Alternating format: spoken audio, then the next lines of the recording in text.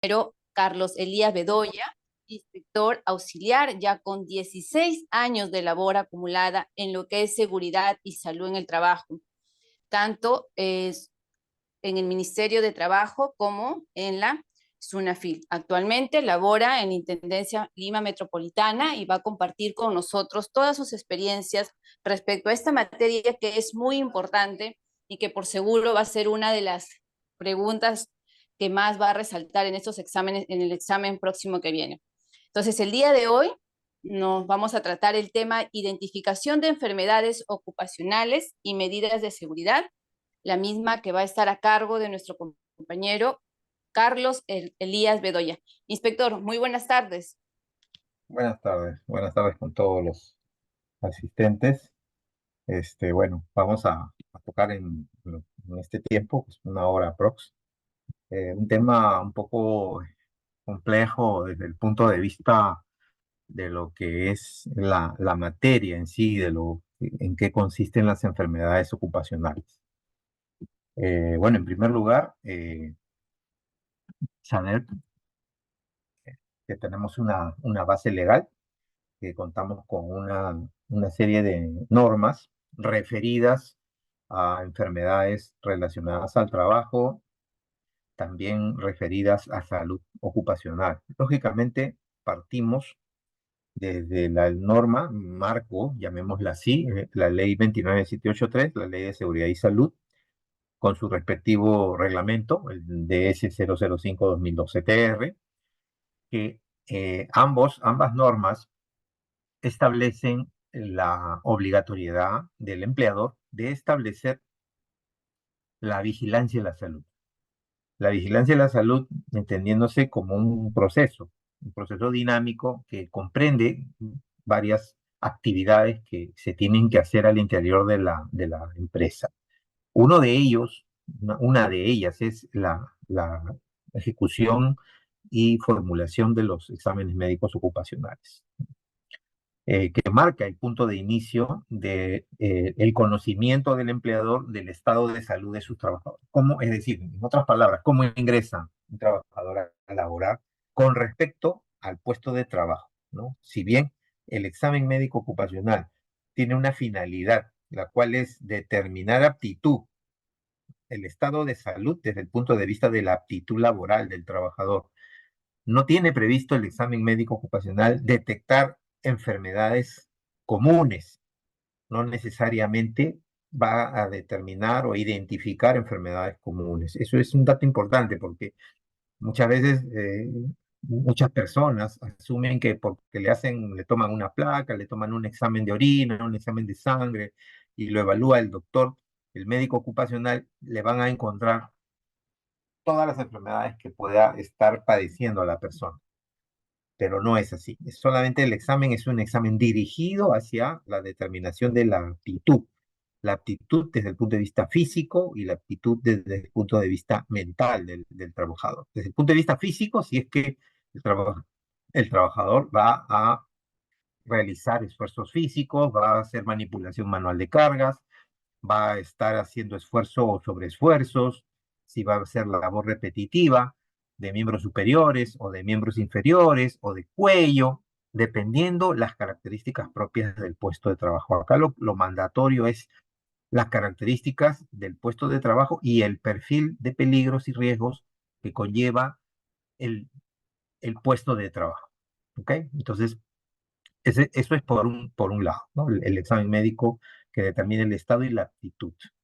Para labores administrativas, por ende, también, ¿no? Se va a determinar este examen médico para ver la aptitud física, ¿no? ¿Por qué? Porque tenemos una postura sedentaria, labor repetitiva también, hasta cierto punto, de algunas partes del cuerpo. Y por otro lado, el requerimiento mental de la tarea a la cual se le contrata a un trabajador. Toda tarea, toda labor, todo puesto de trabajo tiene estos dos tipos de componentes, ¿no? Un componente físico, que ya lo he explicado un poco, y un componente mental, ¿no? El mental está dado por ejemplo, la cantidad de información que tiene que incorporar el trabajador para analizarla, procesarla en su cerebro, utilizando recursos mentales para ellos y emitiendo un informe, un reporte, o lo que se le pida, se lo solicite o se le requiera, mejor dicho, para el puesto de trabajo. Lógicamente en un tiempo determinado, que puede ser un tiempo adecuado o un tiempo corto. Entonces hay una presión de tiempo también ahí como carga mental para estas personas. Algunos labores tienen mayor carga física que carga mental, ¿no? Por ejemplo, un ejemplo es un estibador, ¿no? Un operario de construcción civil, por ejemplo, en la cual predominantemente su trabajo es físico, pero también tiene un componente mental, pero en menor cuantía. A diferencia de otro trabajador en la cual el componente mental es mayor que el componente físico, ¿no? Por ejemplo, el inspector, ¿no? Vamos a dar un ejemplo así, un inspector que hace labor administrativa, pero que tiene una serie de factores que le van a ameritar un requerimiento mental bastante elevado respecto a la carga física. ¿Ok? Entonces, esto que estoy un poco traduciéndolo hacia allá, hacia la materia que estamos tocando en cuestión, está digamos, catalogado en la norma 29783 y su respectivo reglamento, a la cual, ¿no? Lógicamente, se le suman otras normas complementarias, ya más específicas. ¿Prácticamente de quién? Del Ministerio de Salud, que es el ente rector, al mismo tiempo que el Ministerio de Trabajo, entes rectores en materia de seguridad y salud en el trabajo. Entonces, en lo que compete a salud ocupacional, el MINSA emitió la resolución ministerial 312 del año 2011, ¿no? Por eso tiene guión MINSA, donde se establecen básicamente los protocolos de exámenes médicos ocupacionales. Los vamos a llamar EMOS, ¿no? EMOS, que es la sigla universal acá en nuestro medio, cómo se determinan a los exámenes médicos ocupacionales. La 312 con sus respectivas modificatorias, ¿no? Como están las que mencionan ahí. Una de ellas, por ejemplo, es la resolución ministerial 021 del año 2016, ¿no? Y otras normas complementarias. Por ejemplo, la norma anexa anexo 5 del Seguro Complementario de Trabajo de Riesgo, que es el Decreto Supremo 008-2022, ¿no? Que incorpora una serie de actividades a la actividad de alto riesgo. Entonces, la norma, digamos, que más se adecua al tema que vamos a abordar ahora es justamente la RM 312 del año 2011, que establece que toda empresa debe realizar exámenes médicos ocupacionales. Hay muchos tipos de exámenes médicos.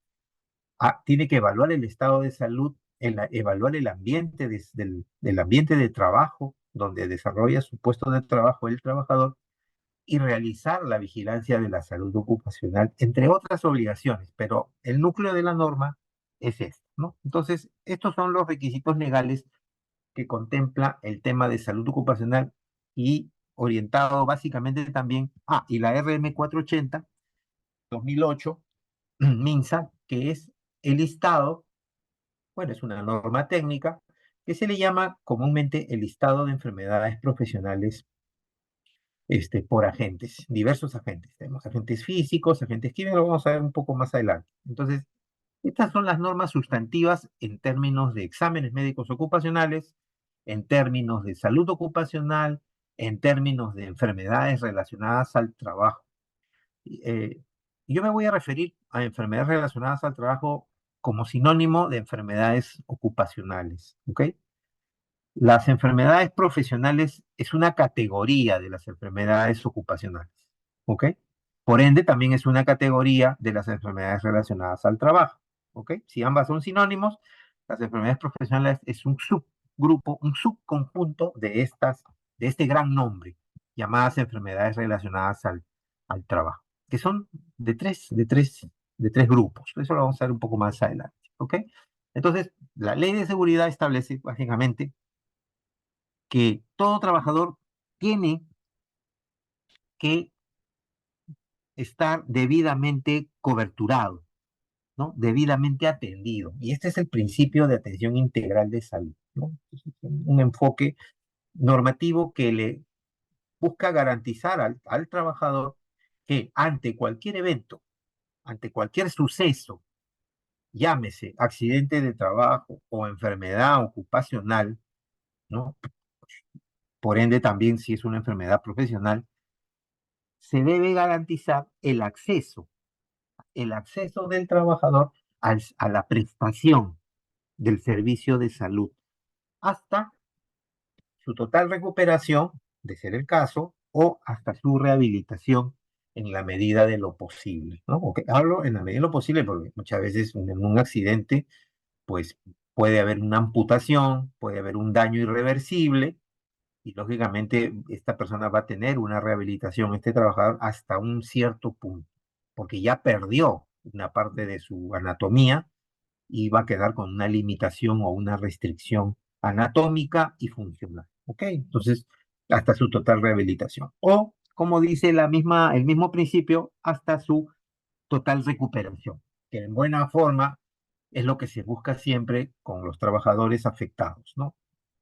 Pero dependiendo de cada tipo de lesión o daño que haya padecido el trabajador a consecuencia de su trabajo, sea por accidente laboral o sea por enfermedad ocupacional. Lógicamente, estamos hablando de ambos sucesos, ambos eventos debidamente documentados y evidenciados, ¿no? Porque muchas veces tenemos con situaciones y casos en la cual le quieren dar un tratamiento de enfermedad ocupacional a una enfermedad común. Y eso muchas veces es por desconocimiento de la empresa o por desconocimiento también del trabajador con respecto a su cobertura de su salud, ¿no? Entonces el trabajador tiene dos cauces, de acuerdo a este principio de atención integral de salud, tiene dos cauces para ser atendido. Uno, desde el punto de vista laboral, si aplica, por ejemplo, el seguro complementario de trabajo de riesgo, que garantiza que en un accidente lo lleven venga una ambulancia de la clínica, lo lleve a la clínica o a salud, de acuerdo, depende con quién tenga contratada la póliza, y reciba la atención de emergencia, la atención posterior a la emergencia, las cirugías, las radiografías, las consultas, las citas, todo lo que sea necesario hasta que se recupere, que pueden pasar meses o pueden pasar años. ¿Ok? Entonces, por un lado, el ámbito laboral tiene este canal, ¿no? Que es parte del componente que garantiza la atención integral de salud. Y por otro lado, tiene la seguridad social, que está enfocada a tratar enfermedades comunes. ¿Ok? Entonces, el trabajador que padezca una enfermedad común, hipertensión, diabetes, etcétera, tiene este otro canal para poder atenderse, mantener su cuidado, su manejo hasta su total recuperación o hasta su rehabilitación. ¿Ok? Entonces, claramente definido estos dos cauces. Nosotros nos estamos yendo por el cauce laboral, ¿ok? Laboral. Que no solamente es patrimonio del seguro complementario, porque si no estaría restringido solamente a actividades de alto riesgo, no. Pero lo doy solamente para ejemplificar este principio de atención integral de salud. ¿Ok? Muy bien. Entonces, y por el otro lado, el principio de prevención, en la cual el empleador es quien debe garantizar, ¿no? Los medios, el acceso, ¿no? El acceso, medios y condiciones, ¿no? Para que se proteja la salud y la seguridad del trabajador. ¿Ok? Entonces, el principio de atención integral de salud lo que va a hacer es procura garantizar la atención, que el trabajador tenga garantizado que va a haber un médico, va a haber una ambulancia, va a haber una prótesis, lo que amerite. Y por el otro lado, el principio de prevención va a tratar, procura garantizar el acceso a un medio ambiente de trabajo que no sea dañino, que no sea lesivo, que no sea nocivo, al hacer tanto por seguridad, para evitar accidentes de trabajo, como por salud en el trabajo, para que evite enfermedades relacionadas al trabajo. Evite, mejor dicho, digamos, que disminuya la probabilidad, que mitigue la probabilidad, ¿no? Porque muchas veces el riesgo cero, por decir en la mayoría de casos, el riesgo cero no existe, ¿no? Entonces, de lo que se trata es de que el empleador tiene que identificar, valorar su riesgo y tratarlo de bajarlo hasta donde sea posible, razonablemente posible, para que la labor se desarrolle de manera saludable y segura. ¿Ok? Entonces, ese es el principio de prevención establecido en la ley 2978. ¿Ok? Entonces, ¿y qué cosa es una enfermedad profesional? Ya lo dije, ¿no? Entonces, como una antesala, ¿no? Una enfermedad profesional es un tipo de enfermedad ocupacional, es uno de los tipos, en la cual básicamente es una enfermedad contraída, ¿no? Vamos a dar un poco la lectura literal, resultado de una exposición. Entonces ya tenemos un primer criterio, una exposición, y el segundo criterio es que esta exposición se dé a un determinado o a un específico factor de riesgo del trabajo. ¿Ok? En el ámbito laboral, que este factor de riesgo o agente, vamos a manejarlos como sinónimos, agente o factor de riesgo, ¿ok? Presente en el ambiente de trabajo, presente en el puesto de trabajo, cuando el trabajador desarrolla su tarea y al momento en que desarrolla su tarea se expone, ¿no? Se expone, hay una exposición a este agente o factor de riesgo. Entonces, aquí está claramente definida la relación causa-efecto, causa-efecto, ¿no? Que muchas veces los inspectores hablamos, ¿no? Y mencionamos una relación, es decir, por ejemplo, yo tengo asbesto, es una sustancia química, es un agente, un factor de riesgo, pero más llamado agente químico. El asbesto está demostrado 100% que va a producir un tipo de cáncer, ¿ok? Entonces, si un trabajador se expone sin las debidas medidas de precaución, de prevención, de protección a este material, va a desarrollar cáncer. ¿Ok? Entonces, se demuestra la exposición, se demuestra el factor, y lógico, hay otras variables más que las vamos a hablar después, pero en concreto es esto. Ya está demostrado, ya está evidenciado por la investigación, por la literatura médica, que esta sustancia es potencialmente cancerígena a las personas que se exponen. Entonces, es una relación demostrada, causa-efecto, pero para determinado puesto de trabajo, no para cualquier puesto de trabajo. Entonces, si yo me expongo al asbesto, yo, inspector, por decirles, doy el ejemplo, me expongo al asbesto por una actividad recreativa, por ejemplo, un sábado, un domingo, y me da el cáncer pulmonar debido al asbesto, eso no es una enfermedad profesional. Eso se convertiría en una enfermedad común, porque no está comprendido en mi perfil de riesgo de trabajo. ¿Ok? Pero si se trata de un obrero de construcción civil que hace una demolición de una casa de hace 60, 70 años, donde hay piso que está hecho de material de asbesto y hace una labor de demolición en la cual va a generar un polvo rico en asbesto y lo va a inhalar porque no cuenta o porque la empresa no cuenta con un sistema de gestión de prevención de riesgos laborales y el trabajador no cuenta con las medidas de protección personal, ¿ok? O colectiva, entonces va a inhalar este agente y tiene un alto riesgo de contraer o de adquirir, mejor dicho, pues no es una enfermedad infecciosa, es una enfermedad debido a un agente químico, va a adquirir un cáncer de pulmón, determinado cáncer de pulmón. Entonces, tenemos el agente químico o factor de riesgo, tenemos el daño, ¿no? El daño, tenemos la exposición y tenemos el puesto de trabajo. Tiene que tener toda esta coherencia la definición de una enfermedad profesional.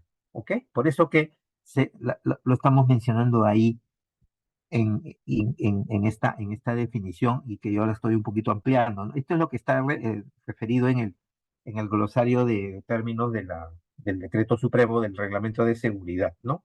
Entonces, por eso que abajo dice, además existe una relación causa-efecto. ¿Ok? Probada. ¿Probada por quién? Probada por la literatura, por la doctrina médica, ¿ok? y que está plasmada en un listado de enfermedades profesionales. ¿Ok? Entonces, se tiene que, cuando uno tiene este tipo de enfermedades, tiene que buscar que tenga todas estas características básicamente. ¿Ok? Entonces, hay otros ejemplos, por supuesto, hay muchos ejemplos de enfermedades profesionales, por eso hay un listado enorme, ¿no? Por ejemplo, la intoxicación por plomo en trabajadores que laboran en empresas que fabrican acumuladores, baterías, ¿no? Entonces, también esta está incorporada en la RM 480 2008 MINSA, donde establece que hay intoxicación por plomo, ¿ok? Saturnismo se le llama, ¿no? A aquellos trabajadores que laboran con el plomo en sus diversos estados, sea el plomo en polvo, sea el plomo líquido, o sea, fundido en una fundición, sea el plomo sólido, o sea, en cualquier estado de la materia del plomo. Si está para el puesto de trabajo en un operario de una fábrica de acumuladores, es una enfermedad profesional. ¿Ok? Hay que demostrar la exposición. Se tiene que demostrar la exposición. Entonces, la exposición es, por ejemplo, en un recorrido, en una primacía de la realidad, se evidencia que los trabajadores están expuestos sin las debidas medidas de protección o sin contar con un sistema de gestión de prevención de riesgos laborales frente a este tipo de agente o factor de riesgo. ¿Ok? Entonces, esa es una definición que es muy importante. ¿Por qué hago este énfasis con enfermedad profesional? Porque hay otras enfermedades ocupacionales en la cual el agente o el factor de riesgo no es necesariamente el que va a ocasionar una lesión. ¿Se dan cuenta? Entonces, acá sí, causa, efecto. Tengo yo asbesto, cáncer de pulmón de pleura, ¿no? Tengo este plomo, tengo saturnismo. Okay, acá la causa es necesariamente, tiene que estar presente, es una causa necesaria. En otros tipos de enfermedades ocupacionales, digamos la tipo 2 o grupo 2 o grupo 3, el factor de riesgo no resulta necesario en magnitud, en intensidad. Acá hablamos de una exposición, pero también hablamos de que la intensidad del agente. Es decir, tú te expones a un agente químico, pero la concentración de ese agente en el ambiente de trabajo también va a jugar un rol. No es lo mismo una concentración, por decir, de 10 partes por millón a 1000 partes por millón, ¿no? Entonces, hay otros factores que van a intervenir. Tampoco es lo mismo decir, me expongo a un factor o a un agente de riesgo 1 hora que 6 horas al día, continuo, ¿se dan cuenta? Entonces, hay otros factores que pueden condicionar que no haya esta relación tan estrecha causa-efecto como si en el asbesto, ¿entienden? Por ejemplo, o el saturnismo con el plomo para estos trabajadores.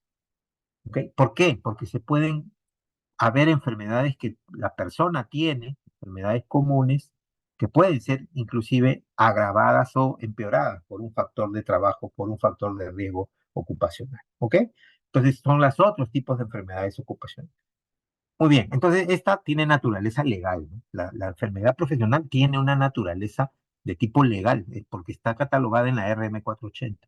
No existe normativa de un listado de las otros tipos de enfermedades de grupo 2 o grupo 3 que son enfermedades relacionadas al trabajo, que tenga una norma específica. No, solamente la tiene el grupo 1, que son enfermedades profesionales. ¿Ok? Entonces, es muy importante hacer esta distinción, porque nos podemos inclusive generar una confusión, ¿no? Una confusión.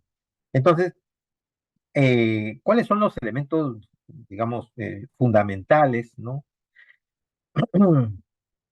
Para diferenciar medidas eh, digamos, enfermedades profesionales de enfermedades comunes, ¿no? Como la que hemos estado hablando, ¿no? Uno es el agente, ¿no? Como estaba explicando yo hace un rato, el agente. No puede haber una enfermedad profesional si no existe el agente, la exposición a este agente, ¿no? No puede haber cáncer de pleura ocupacional si no hay el asbesto, ¿ok? Si el trabajador no trabaja con asbesto y tiene un cáncer de pleura, por ejemplo, ¿dónde está el asbesto en su puesto de trabajo? No existe, no hay, no se evidencia. Entonces, esa enfermedad no es una enfermedad profesional, sería una enfermedad común, ¿no? Entonces, ahí es un punto cardinal para empezar. ¿Está el agente presente o no está presente? ¿No? Ese es un punto, lo primero, tiene que existir. Para que haya saturnismo, como les digo yo, la intoxicación crónica por plomo, tiene que haber plomo, tiene que estar presente el plomo, tiene que uno evidenciar el plomo en el ambiente del trabajo.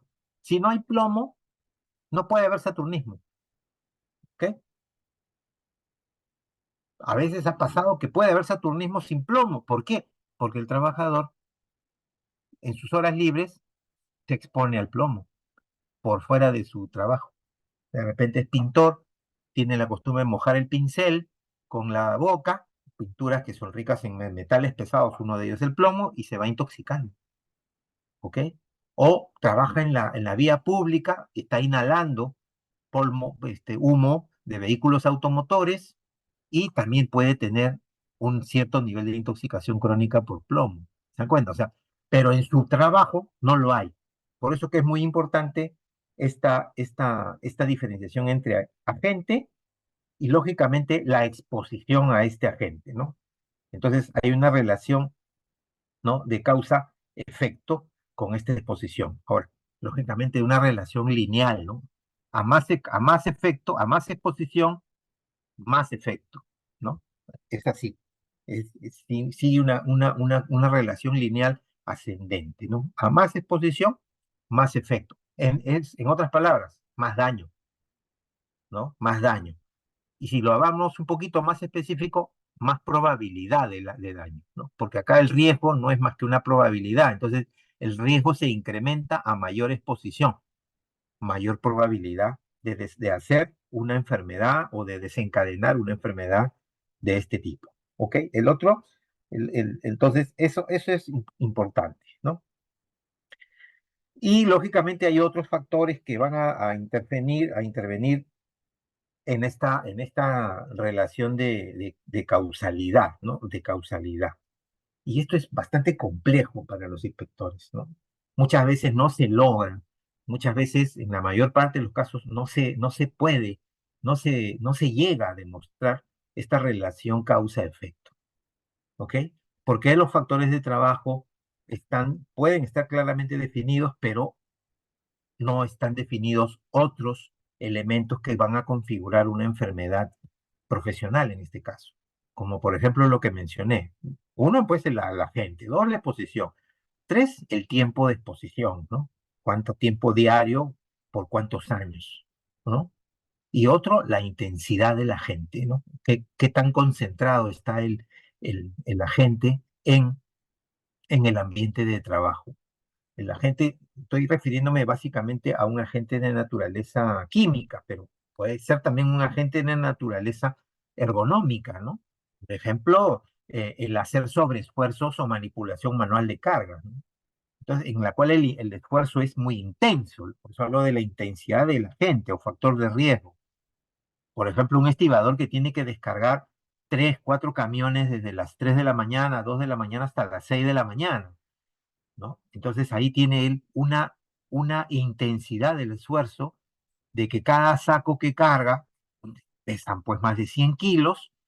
¿Cuántos sacos hay en un camión? ¿No? Habrán unos 60, 80 sacos. Entonces multipliquemos esos 80 por 100. Sale 8.000, sale, ¿no? Por un camión. Pero ¿cuántos camiones se hacen en esa jornada de 4 horas que hacen la madrugada?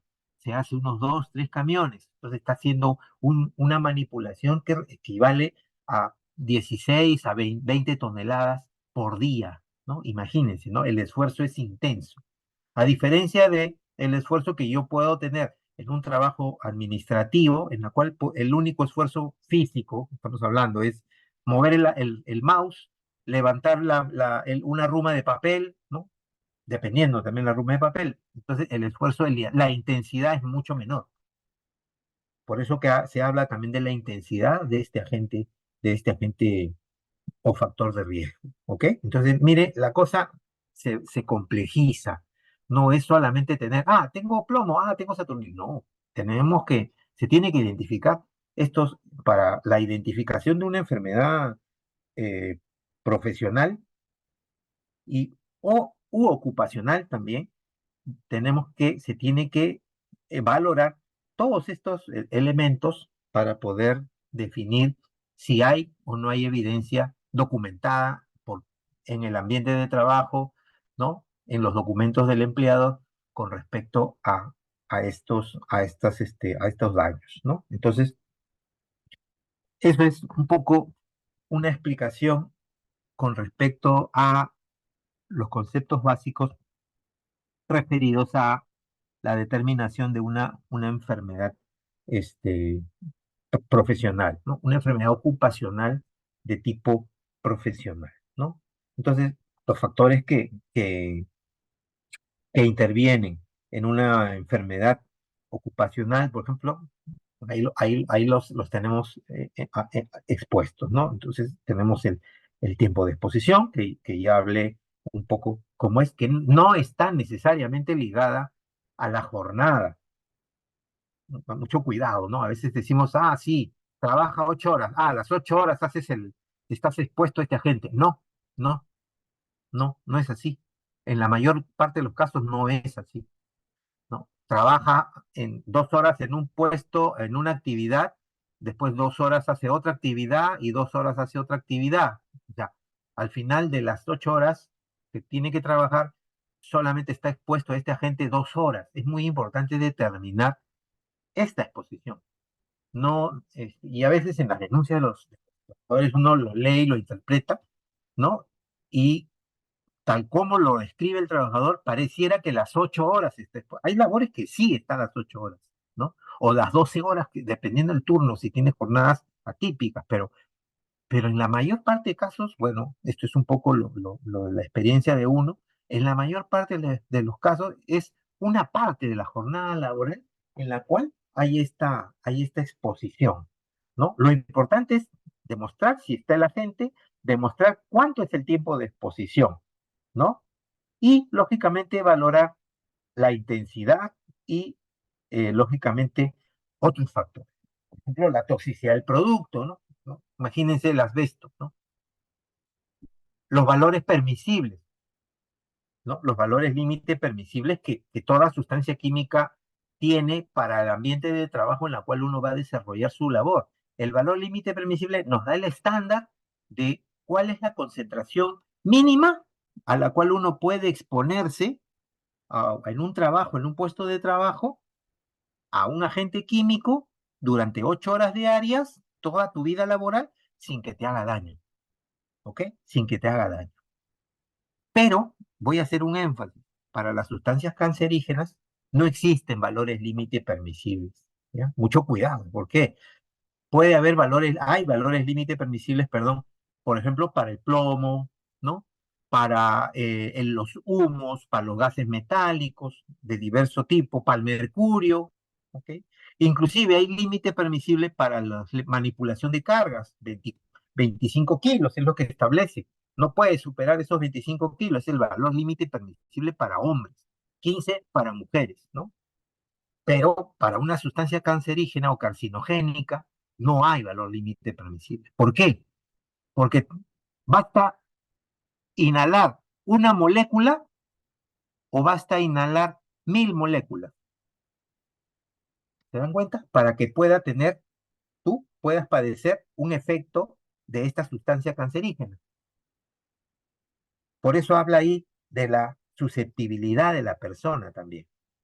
¿Ok? La susceptibilidad, la salud del trabajador, la salud de la persona, ¿ok? Más que del trabajador, me gusta decir de la persona, porque la salud no solamente la tiene el trabajador en la labor o es directamente relacionada a una obligación del empleador, sino tú vienes de afuera con un estado de salud, ¿no? En la calle tú te maltratas o te cuidas o no te cuidas.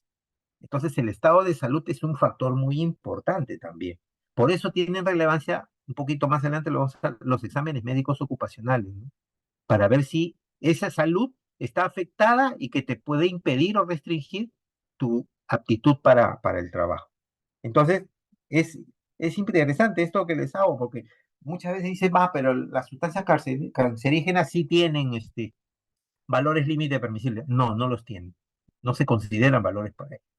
Porque en teoría no te debes exponer ni a una molécula, ni a un átomo de sustancia cancerígena. No, no te deberías, laboralmente, ¿no? Laboralmente. ¿Ok?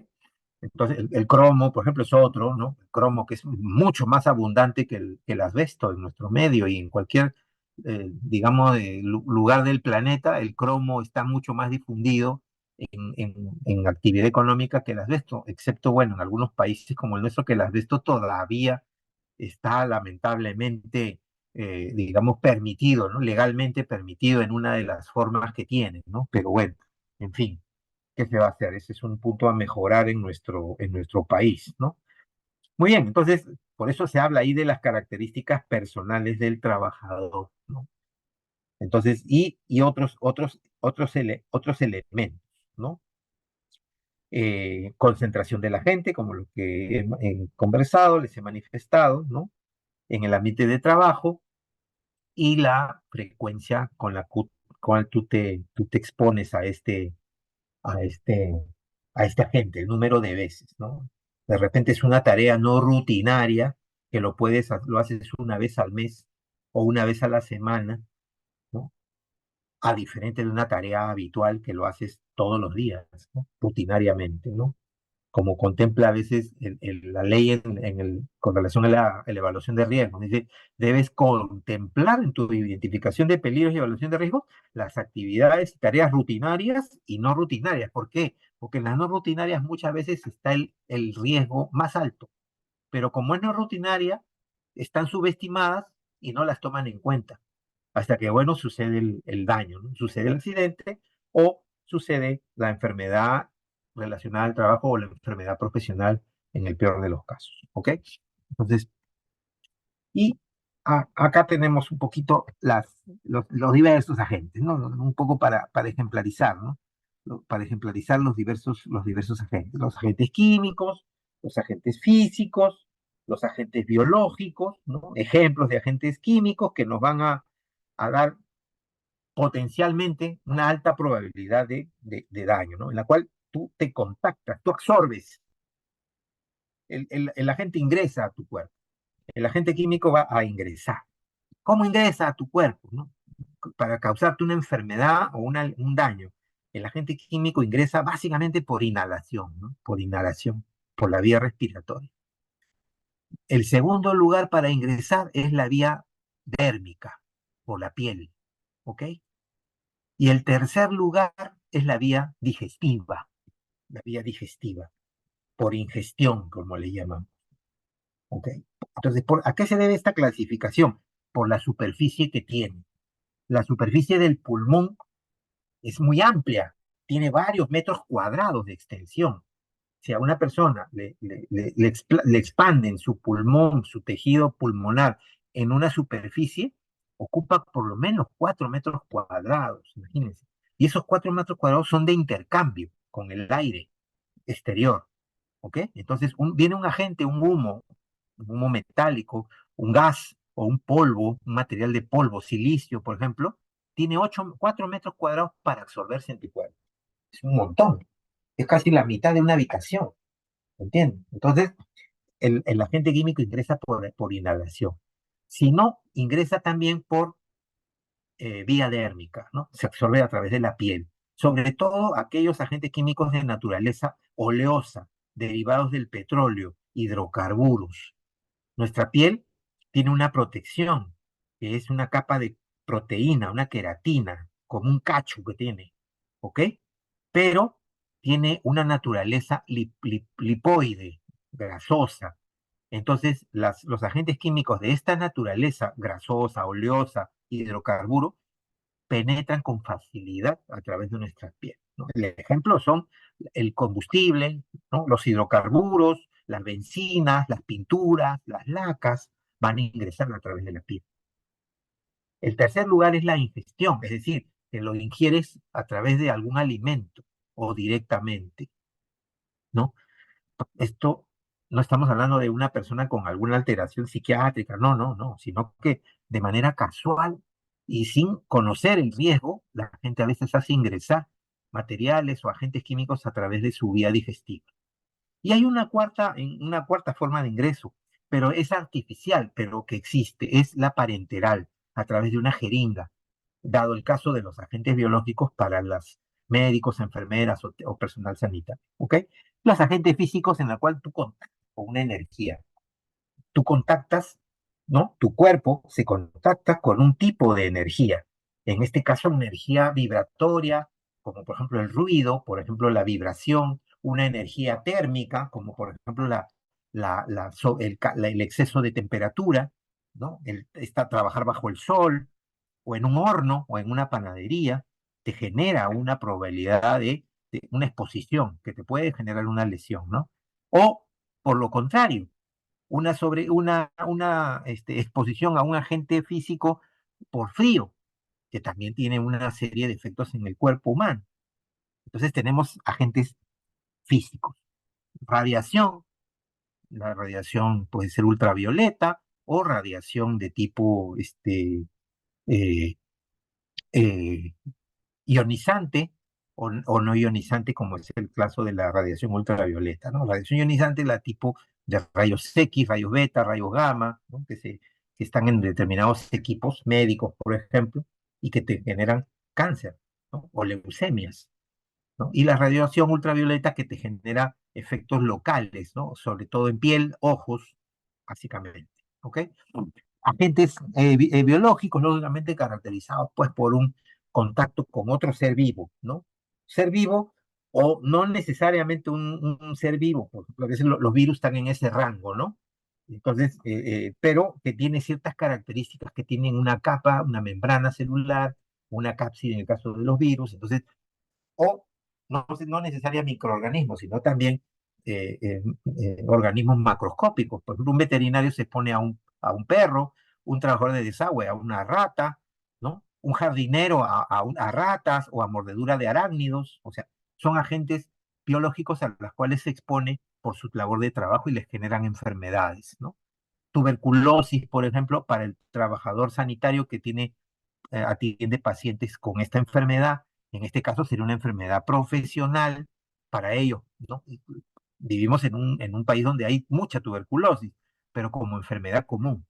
Pero los que tratan estas enfermedades la tienen como enfermedad profesional, ¿no?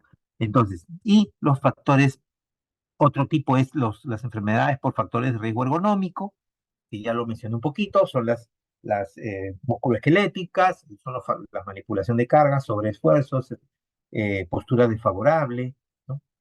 Postura forzada, también llamada, y lógicamente los factores de riesgo psicosocial, caracterizados básicamente por eh, eh, la afectación de la esfera, ¿no? De la esfera mental de la persona, pero con dos características, básicamente, no traduce nada más que un contexto y un ambiente de trabajo también enfermo, con ciertas características, por el estilo de mando, el contexto en el cual se dan las relaciones, cómo se organiza el trabajo, cómo se distribuye el trabajo, y por otro lado, los factores personales del trabajador, la cultura que tiene el trabajador o incultura que pueda tener el trabajador, los conocimientos que tenga, las prácticas que tenga, qué prácticas viene, qué prácticas tiene y qué actitudes tiene.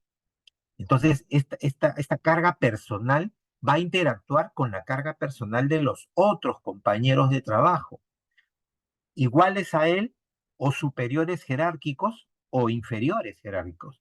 Entonces, en estas relaciones sociales que se establecen entre ellos, hay una resultante que se constituyen en los factores de riesgo psicosocial, ¿ok? Entonces, que son muchos, ¿no? Muchos hablan, ¿no? A veces erradamente hablan el estrés, ¿no? El estrés no es un factor de riesgo psicosocial, ¿no? Entonces, hay que un poquito usar la terminología correcta, ¿no? El estrés no es un factor de riesgo psicosocial. El estrés es una consecuencia de un factor de riesgo psicosocial. ¿no? Entonces, es diferente. El burnout también una consecuencia, ¿no? El workaholic, la adicción al trabajo, es otra, ¿no? El acoso laboral es otra consecuencia, producto de factores de riesgo psicosocial que están en el ambiente de trabajo, en el contexto en el cual se dan las relaciones y en el tipo, en la organización del trabajo. Ahí están los factores de riesgo psicosocial. ¿Ok? Muy bien, entonces es básicamente un poquito la ejemplarización de estos agentes, estos factores que están relacionados con las enfermedades ocupacionales, ¿no? Con las enfermedades ocupacionales. ¿Ok? Muy bien, entonces, y bueno, ¿no? Ahí es donde se da digámoslo así, ahí es donde se da justamente este ciclo, ¿no? Este ciclo hasta cierto punto, eh, en la cual se va a caracterizar una determinada enfermedad. La exposición a un determinado peligro, ¿no? La exposición a un determinado peligro, este peligro que se da durante la ejecución de la tarea, ¿no? De la tarea, que se da durante la ejecución de la tarea, y lógicamente una medición y valoración del riesgo nos va a determinar la probabilidad de una enfermedad ocupacional, ¿ok? La probabilidad de un daño, de una lesión ocupacional.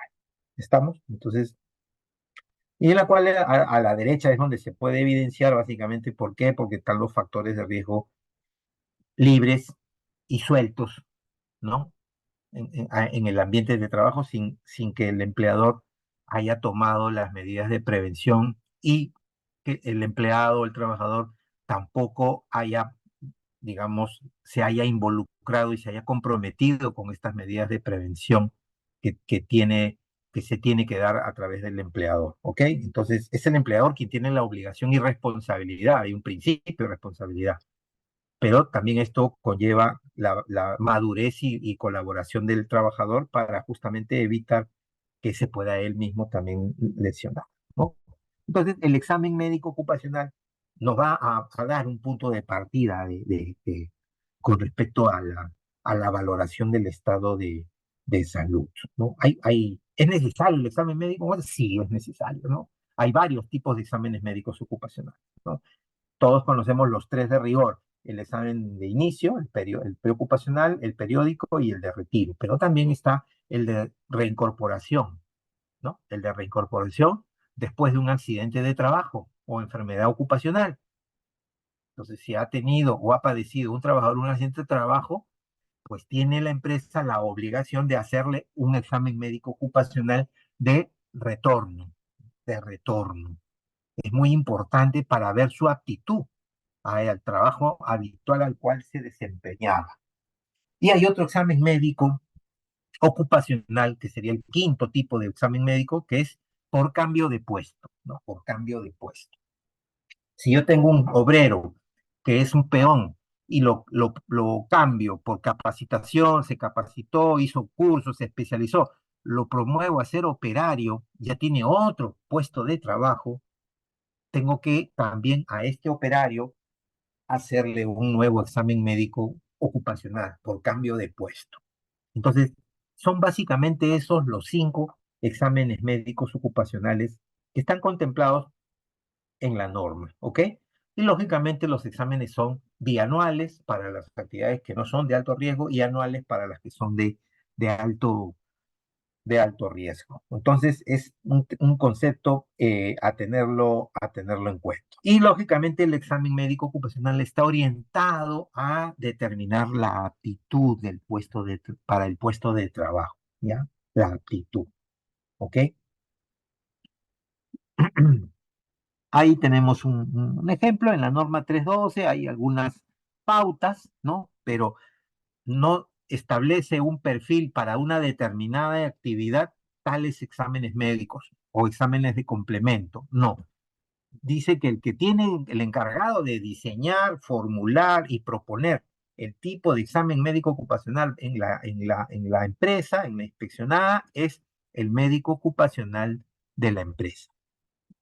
Debe contar con un médico ocupacional, de acuerdo si tiene más de 500 a tiempo completo o si es menos de 500 a tiempo parcial, ¿ok? Hay un perfil del médico ocupacional, está establecido también en la modificatoria de la 312, ¿ok? Que tiene que contar con ciertas competencias, básicamente, para que él pueda perfilar el examen médico ocupacional de la empresa. Es muy importante establecerlo, ¿ok? Y tenemos, lógicamente, la RM 480, que es el listado, ¿no? La norma técnica que establece el listado de enfermedades profesionales, profesionales. Y establece, debido a la caracterización de las enfermedades profesionales, diversos tipos de enfermedades profesionales. Tenemos los llamados enfermedades de grupo 1, que están catalogadas por enfermedades profesionales por agentes químicos. Ya di un ejemplo, ¿no? Por ejemplo, el asbesto, el plomo, el saturnismo, ¿ok? El mercurio, la intoxicación por mercurio, la intoxicación por cadmio, ¿ok? La intoxicación por arsénico, ¿ok? El grupo 2 son aquellas enfermedades profesionales en la cual hay un agente físico. Por ejemplo, el ruido, ¿no? El ruido para determinado puesto de trabajo, la llamada hipoacusia inducida por ruido, HIR por sus siglas, o la vibración mano-brazo o la vibración de cuerpo entero, dependiendo del puesto de trabajo. Y esta norma es bien explícita en ese sentido para cotejar agente, daño y puesto de trabajo. El grupo de enfermedades profesionales 3, causadas por agentes biológicos, como el que ya hablé un poquito someramente, la tuberculosis, por ejemplo, la UTA, ¿no? La leishmaniasis, en temas de, por ejemplo, trabajadores petroleros en la selva, ¿no? Es una enfermedad que es endémica, o sea, está permanentemente en nuestro país, en algunas zonas, es una enfermedad común, pero en aquellos trabajadores que elaboran actividad de hidrocarburos en la selva o en algunas zonas de montaña, constituye una enfermedad profesional, ¿ok? Entonces, es por agentes biológicos. Está catalogada la leishmaniasis cutánea, la versión cutánea, ¿no? El grupo 4 son las enfermedades eh, básicamente por un mecanismo, por inhalación de sustancias, como dice ahí, ¿ok? Comprendidas en otros apartados. Es un grupo misceláneo, ¿ya? ¿Ok? Misceláneo. Luego están las musculoesqueléticas, y sorprende, bueno, y la última, la de las enfermedades por carcinógenos, ¿no? Por carcinógenos. Por ejemplo, el cromo, el asbesto, el tolueno, ¿no? El óxido de. Hay una sustancia, ahorita se me dio el nombre, pero se usa para esterilizar agujas, por ejemplo, y ahí está, ¿no? Etileno, el óxido de etileno, por ejemplo, es un gas. Lo usan en laboratorios farmacéuticos aquí y en todo el mundo, ¿no? Para esterilizar las agujas, estas agujitas que usamos para las jeringas y todo eso, se esterilizan con óxido de etileno, ¿no? Y si ustedes se dan cuenta, en esta listado hay un gran ausente, ¿no? Porque hemos hablado de agentes físicos, químicos, biológicos, ergonómicos y psicosociales, pero en esta norma no están contemplados los agentes, los factores de riesgo psicosocial, ¿ok? No están. ¿Por qué? Gran pregunta, ¿no? Pues básicamente porque, por su nombre mismo lo dice, son psicosociales, son factores de riesgo que se dan por la relación, lógicamente en un contexto, en un ambiente determinado, que puede ser laboral, pero también se pueden dar en otros contextos y en otras relaciones interpersonales. Por ejemplo, en el hogar, en la casa, las relaciones familiares, las relaciones de pareja, las relaciones con los hijos, las relaciones con la familia, las relaciones con los amigos. las relaciones con los vecinos. O sea, se entremezcla digamos, interrelaciones que determinar una enfermedad profesional por factores de riesgo psicosocial es una labor muy compleja que amerita esto ya un peritaje de otro tipo, pero que se maneja de manera individualizada. Por esto es que no, por esta complejidad es que no están incorporados en esta norma técnica de la RM448. ¿Ok? Porque no imagínense, ¿no? O sea, todos tenemos, desde el punto de concepto de salud de la OMS, ¿no? Es el equilibrio armónico entre mente, cuerpo y ambiente, ¿no? La pregunta es, ¿quién tiene el equilibrio armónico entre mente, cuerpo y ambiente? Pues nadie, nadie. Nos, siempre estamos en pro de la salud, siempre nos vamos a tener una deficiencia en algo, en la esfera, en la salud mental, o en la salud corporal, biológica, o en la salud del ambiente, ¿no? Ambiental, sea ambiental laboral o ambiental social, sea donde sea. Entonces, la salud es un concepto abstracto, ¿no? Un concepto abstracto. Es por eso que no se tiene en consideración en esta normativa de la 480. ¿Ok? Y lógicamente tenemos que tomar medidas de seguridad, de prevención, ¿no? De prevención que se pueden aplicar justamente para mitigar esto. Y uno de ellos es sobre la gente, sobre el foco de la gente, otro es sobre el medio ambiente y otro es sobre el receptor. ¿Ok? Entonces tenemos agente, medio y receptor. ¿Ok? El medio es en donde el agente se va a desplazar para ir hacia su objetivo. ¿Quién es el objetivo? ¿Quién es el receptor? Pues el trabajador. El trabajador es el receptor. Entonces, imagínense que está el agente en el ambiente flotando, si se trata de un gas, ¿no? O está en una postura determinada y en un medio ambiente de trabajo se contacta con la persona, con el trabajador, generándole concretizando un riesgo, ¿no? Concretizando un peligro, mejor dicho. Es decir, convirtiéndose en un riesgo. El riesgo de daño, que va a traer finalmente una consecuencia, que es el daño en sí, ¿no? Entonces, estamos hablando un poco en términos de identificación de peligros y evaluación de riesgos, ¿no? Tenemos el peligro, tenemos el riesgo y tenemos la consecuencia, para después tener lógicamente la medida de control, ¿no? Como es la que estamos abordando, ¿no? Evitar lógicamente los agentes, ¿no? Evitar o mitigar, disminuir la exposición, disminuir la intensidad de la gente, la concentración de la gente, disminuir el tiempo de exposición, disminuir la frecuencia de exposición, por ahí, ¿ok? Por eso habla de reducir el riesgo por debajo de los niveles. ¿Qué niveles? Los niveles de valor límite permisible, TLB, por sus siglas que se manejan, así se llaman los valores TLB, reducir el nivel de la exposición. ¿Ok? Entonces, eso hace que se reduzca el riesgo por ende, ¿no? A través de control en el origen, mecanismos medios de ingeniería, medios administrativos, etcétera. ¿Ok?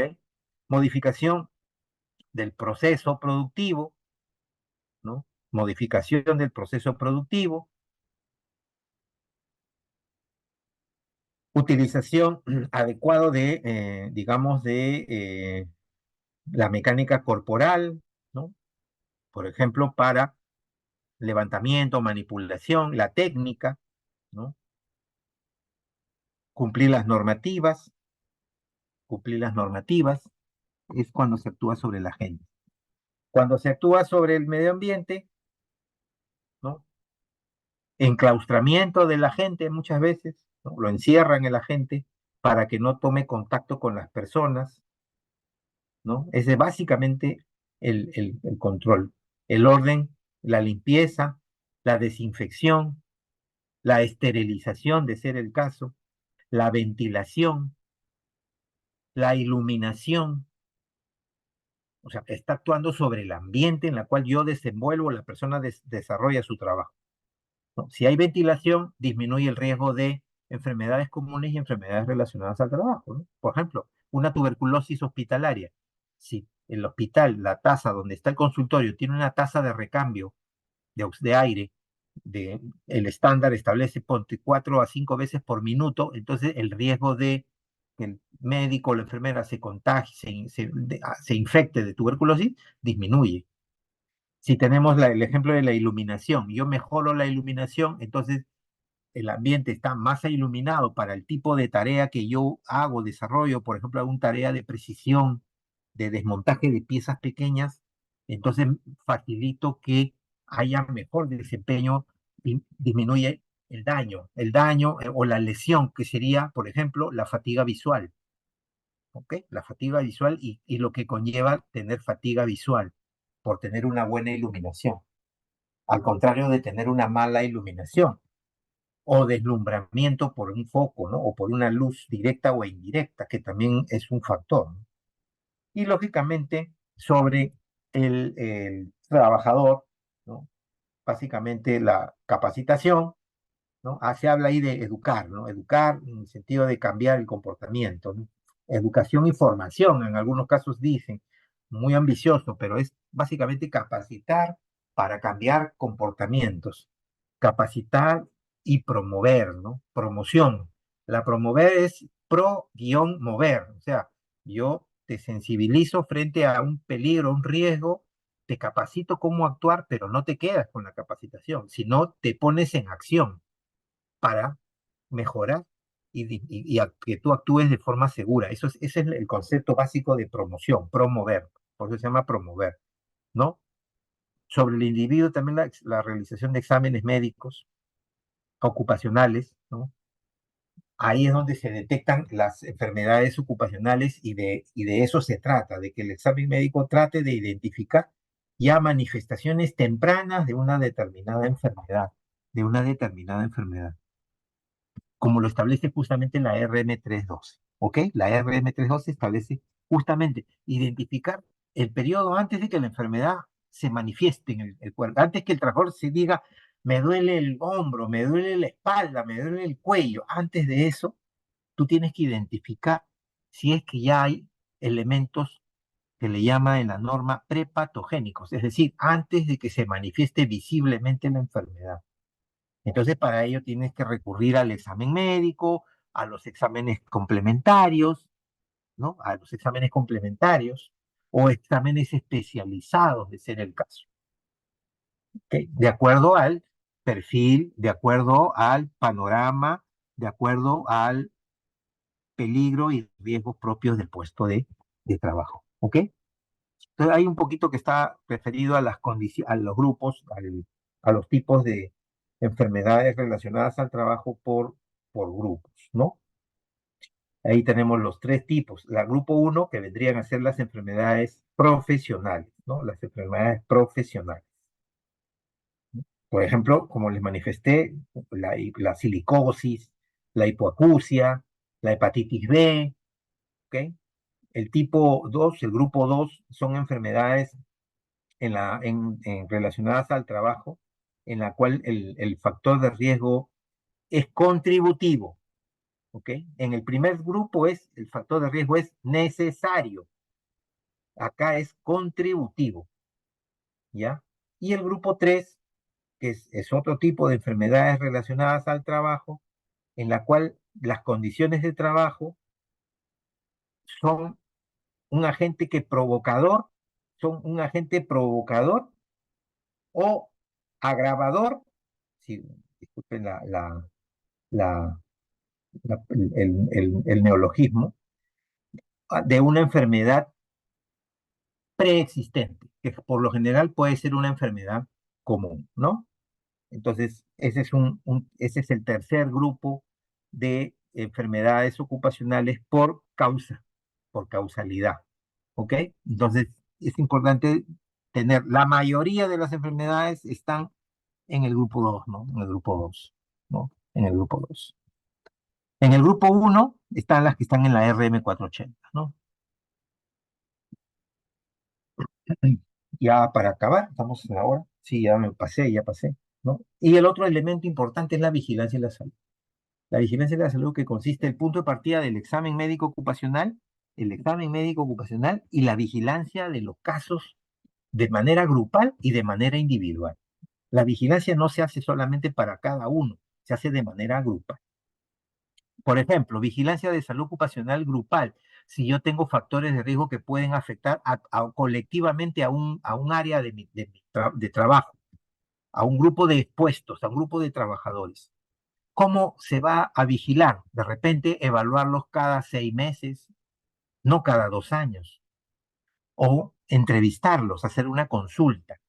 O conversar con ellos vía. O sea, hay miles de formas, y la norma no lo dice, pero hay muchas formas de establecer vigilancia en la salud, ¿no? Puedes ir a visitar al paciente, al trabajador, ir a visitarlo a su puesto de trabajo, llamarlo vía telefónica, ¿ok? Esa es la vigilancia de tipo individual, perdón, ¿no? Ir a la clínica, conversar con su médico tratante, ¿no? Detallar bien las restricciones que ha establecido el médico tratante de ser el caso, porque muchas veces el médico tratante no da restricciones. Las que las da el médico ocupacional, es su trabajo.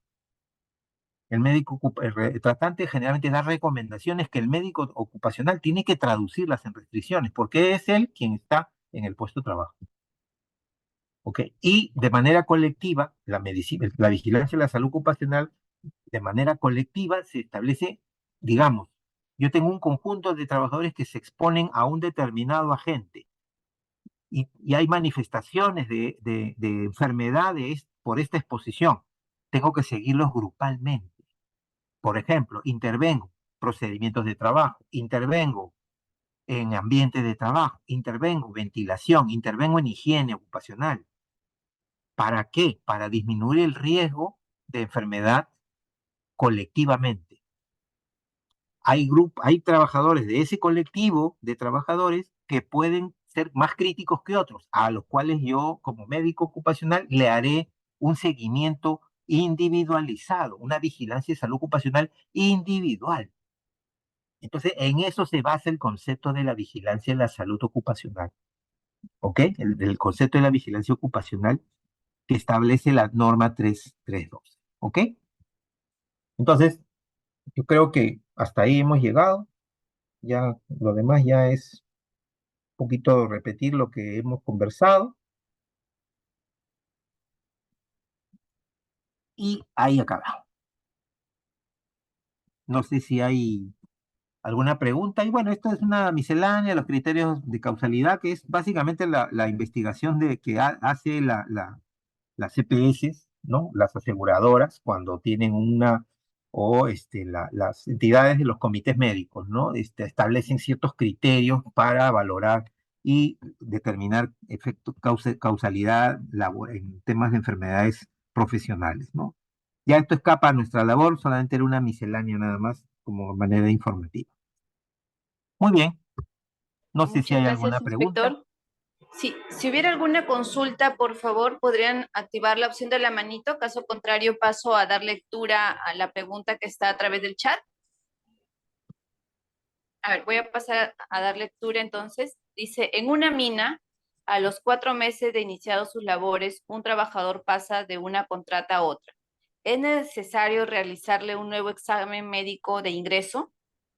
A los 4 meses. Mira, tendría que evaluarse si es para el mismo puesto o si ha cambiado de puesto. Si entra con otra empresa, con otro puesto nuevo, diferente, de acuerdo al perfil de puesto, tendría que hacerse una evaluación médica ocupacional. Si es para un mismo puesto y el perfil de puesto es equivalente al anterior, hay un margen que establece la norma que no permite repetir el examen médico ocupacional. Eso básicamente se hace por un tema de exposición a radiación, ¿no?